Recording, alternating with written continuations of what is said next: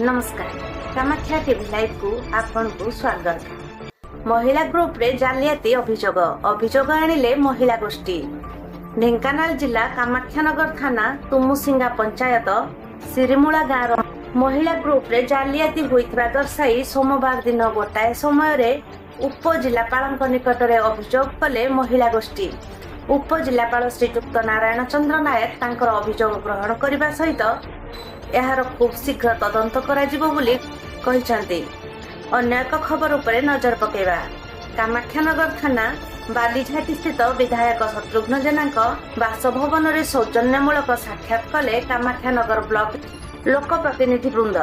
सूचना अनुसार कामाख्यानगर लोकप्रतिनिधि माने सोमवार सकाळ 9टा समय रे कामाख्यानगर विधायक शत्रुघ्न जेनाक बासभवन रे सौजन्यमूलक साक्षात करथिले और सेठारे ब्लॉक रो अनेक उन्नतिमूलक कार्य उपरे आलोचना मध्य करथिले।